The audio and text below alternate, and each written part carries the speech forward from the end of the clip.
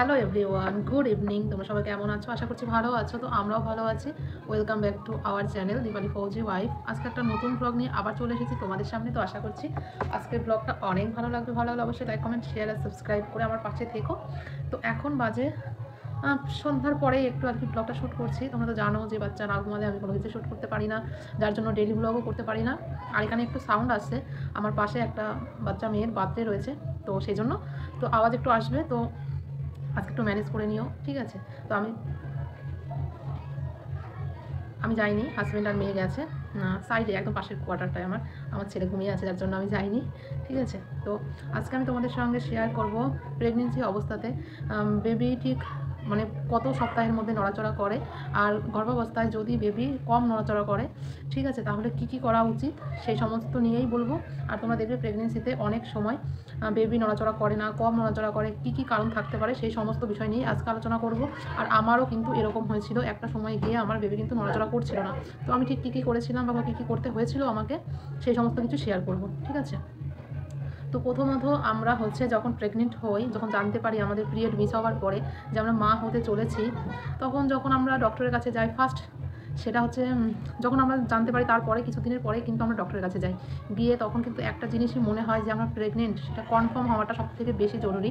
আর সেটা যখন জানতে পারি যে আমরা প্রেগনেন্ট হয়েছি, অ্যান্ড যখন বেবির হার্টবিট চলে আসে, নর্মালি 6 সপ্তাহের পরেই কিন্তু হার্টবিটটা বেবির আসে, আর তখন কিন্তু আমরা খুবই খুশি হয়ে যাই যে ফার্স্ট যেটা আমাদের মন থেকে ইচ্ছে করে সেটা হচ্ছে বেবির হার্টবিটটা যাতে ঠিকভাবে চলে আসে টাইমের মধ্যে, ঠিক আছে? সেটা যখন চলে আসে, তারপরে কিন্তু আস্তে আস্তে যখন 12 সপ্তাহ 3 মাস পূর্ণ হয়, তখন কিন্তু আমাদের মনে হয় যে আমার বেবি কখন নড়াচড়া শুরু করবে, কবে নড়াচড়া শুরু করবে, এরকম মনে হয়। আমারও কিন্তু প্রথম সন্তান বেবি গার্ল, ও নড়াচড়া শুরু করেছিল 3.5 মাসের দিকে। তারপরেও যখন আমি সেকেন্ড টাইম প্রেগনেন্ট হলাম, তখন তাও একটা অন্যরকম একটা আলাদা অনুভূতি আমার মধ্যে কাজ করছিল যে আমার এখন যে সন্তান আমার গর্ভে রয়েছে সে কবে নড়াচড়া শুরু করবে। তো আমারও কিন্তু সেকেন্ড টাইম যখন প্রেগনেন্ট হই, আমার ছেলে সে তখন নড়াচড়া শুরু করেছিল ওই 3.5 মাসের দিকেই। আমার মেয়ে আর আমার ছেলে কিন্তু সেম টাইমে নড়াচড়া শুরু করেছিল, ঠিক আছে? আর প্রথমত একটা কথা বলে রাখি, সবার সমান হয় না। যদি তোমার ফার্স্ট প্রেগনেন্সি হয়, বেশিরভাগ মেয়েদেরই কিন্তু 20 সপ্তাহ থেকে 24 সপ্তাহ পর্যন্ত সময় লাগে। কারো কিন্তু 16 সপ্তাহের মধ্যেও সে নড়াচড়া শুরু করতে পারে কোনো বেবি। যেমন আমার বেবি 3.5 মাসের মধ্যে নড়াচড়া শুরু করেছিল, তোমাদেরকে বলেছিলাম বা এখনও বলছি। তো আমার ডক্টর বলেছিল প্রথমবার যে তোমার বেবি নড়াচড়া 16 সপ্তাহ থেকে 24 সপ্তাহের মধ্যে নড়াচড়া করলেই কোনো অসুবিধা নেই। তবে আমার সত্যি নড়াচড়া শুরু করে দিয়েছিল 16 সপ্তাহের আগে। 15 সপ্তাহ থেকে আমি বুঝতে শুরু করে দিয়েছিলাম যে আমার বেবি হালকা হালকা দীপ দীপ দীপ দীপ কীরকম করে না পেটের মধ্যে, সেরকম একটা অনুভূতি হচ্ছিল। আর মনে হচ্ছিল কিছু যেন একটা নড়ছে, খুব কম কিছু একটা নড়ে উঠলো, এরকম মনে হবে, আর হালকা দীপ দীপ করতো, ঠিক আছে? তো নর্মালি ঘাবড়ানোর কোনো ব্যাপার নয়। যদি 16 সপ্তাহ থেকে 24 সপ্তাহের মধ্যে বেবি নড়াচড়া করে তাহলে কোনো অসুবিধাই নেই, ঠিক আছে? আর তারপরেও যদি না করে তাহলে অবশ্যই ডক্টরের কাছে যাবে। আর কী সমস্যা হচ্ছে কি না হচ্ছে অবশ্যই সেটা ডক্টর তোমাদেরকে বলে দেবে।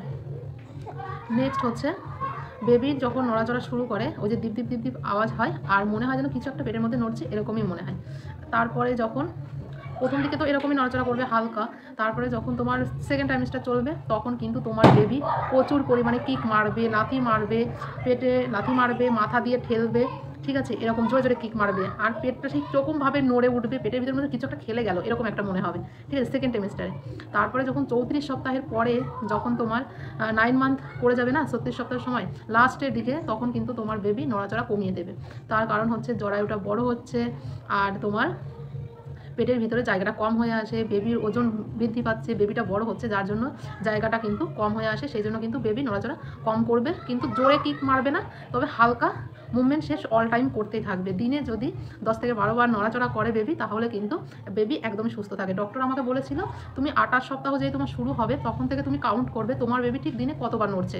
যদি দেখো 10 থেকে 12 বার নড়াচড়া করছে তোমার বেবি, তাহলে কিন্তু বেবি ঠিক আছে, কোনো অসুবিধা নেই। এরকম সেম আমিও গুনতাম, ঠিক আছে? তারপরে আস্তে আস্তে যখন আমার 32 সপ্তাহ হলো, তখনও গুনতাম যে কীরকম কী নড়াচড়া করছে না করছে, নড়াচড়া ঠিকই ছিল, ঠিক আছে? তারপরে তো হঠাৎ করে একদিন নড়াচড়া শুরু করতে করতে দেখলাম একদিন খুবই কম নড়াচড়া করছে। এই নড়াচড়াটা কম করছিল বলে ডক্টরের কাছে গেছিলাম। ডক্টর বলল যে সেরকম কোনো কিছুই নয়, যদি তুমি ঠিকমতো হয়তো খাওয়া দাওয়া করোনি। আর তোমরা তো জানো যে প্রেগনেন্সিতে অনেক সময় খেতে ইচ্ছে করে না, অনেক সময় কাজের চাপের জন্য ঠিক টাইমে খাওয়া হয়ে ওঠে না, অনেক সময় বেশিরভাগ মায়েদেরই এরকম হয়। তো সেম আমারও হয়েছিল। ডক্টর আমাকে বলেছিল তুমি ঠিকমতো খাওয়া দাওয়া করো, খাওয়া দাওয়া না করলে তো বেবি ঠিকমতো তোমার খাবারটা পাচ্ছে না, জল খাও, বেশি করে খাওয়া দাওয়া করো, তাহলে কিন্তু তুমি বেবি মুভমেন্টটা খুবই ভালোভাবে পাবে। আর তারপরেও যদি তুমি বেবি মুভমেন্ট না পাও, তাহলে কিন্তু আরও কিছু ঘরোয়া টোটকা আছে, সেগুলো হচ্ছে অনেক সময় ডক্টরে বলে থাকে যে মিষ্টি জিনিস খেয়ে বা পাশ হয়ে ঘুমিয়ে থাকতে পারো বা শুয়ে থাকতে পারো, ঘুমিয়ে পড়লে হবে না, শুয়ে থাকতে হবে বা পাশ ফিরে, বা গ্লুকন্ডি যেটা হয় ওই গ্লুকোজের জলটাও তুমি খেতে পারো, বা চিনি দিয়ে একটা জলের মিশ্রণ বানিয়ে নাও, ওটাও খেতে পারো। মিষ্টি জিনিস খেলেই হবে। বা পাশ ফিরে শুয়ে থাকবে। শুয়ে থাকার পরে যদি 2 ঘন্টার মধ্যে যদি 10 থেকে 12 বার বেবি মুভমেন্ট করে, তাহলে জানবে যে বেবি ঠিক আছে। তো সেম এরকম ডক্টর আমায় যখন বলেছিল, বাড়িতে এসে ঠিক আমি এরকমভাবেই কাউন্ট করতাম। হ্যাঁ, বেবি ঠিক ছিল, কোনো অসুবিধা ছিল না, নড়াচড়া করতো।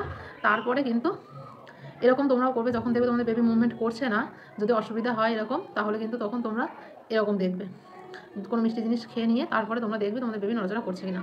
তারপরে যদি নড়াচড়া না করে, তাহলে কিন্তু সঙ্গে সঙ্গে ডক্টরের কাছে চলে যাবে। আর বেবি মুভমেন্ট না করার অনেকগুলো কারণ আছে, সেটা হচ্ছে তোমার ঠিক টাইমে না খাওয়া, জল ঠিক মতো না খাওয়া, আর বেবির যে প্লাসেন্টা থাকে যদি ব্রিজ পজিশনে থাকে, মাথা উপরে আর পা নিচে এরকম পজিশনে থাকলে কিন্তু বেবি মুভমেন্ট কম করে। আর যে নাড়ি থাকে, নাড়িটা যদি বেবির গলায় পেঁচিয়ে থাকে, তাও কিন্তু বেবি নড়াচড়া কম করে। ঠিক আছে, তো এইগুলো যদি হয় তাহলে কিন্তু বেবি নড়াচড়া কম করে। আর হচ্ছে এরপরেও যদি সমস্যা, তাহলে কিন্তু অবশ্যই তোমরা ডক্টরের কাছে যাবে, বাড়িতে বসে থাকবে না। বসে থাকলে কিন্তু ক্ষতি হয়ে গেলে কিন্তু সেই ক্ষতি তোমরা এড়াতে পারবে না। আর সময়ের আগে যদি তোমরা ডক্টরের কাছে যাও, তাহলে কিন্তু ডক্টর কোনো না কোনো সাহায্য তোমাকে করবে, কোনটা ভালো হয় সেটা অবশ্যই সে করে দেবে।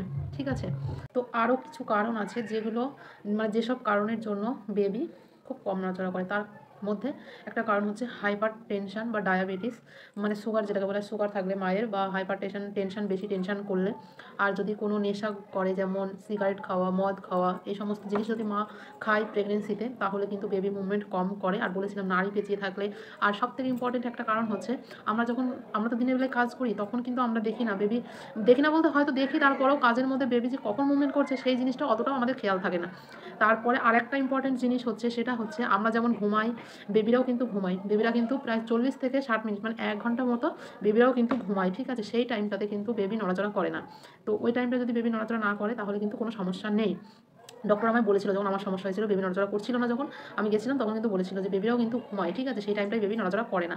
ঠিক আছে, তাছাড়া আরও কারণ আছে, যদি গর্ভাবস্থায় যে অ্যামনিওটিক ফ্লুইডের মধ্যে বেবি থাকে, যে জলের থলির মধ্যে বেবি থাকে, সেই জলটা যদি কমে আসে, তাহলে কিন্তু বেবি নড়াচড়া কম করে দেয়। তাছাড়া আরও কিছু কারণ আছে, সেই কারণগুলো হচ্ছে তোমরা যদি ঠিকঠাক মতো খাবার না খাও, পর্যাপ্ত পরিমাণে জল না খাও, তাহলে কিন্তু বেবি নড়াচড়া কম করে।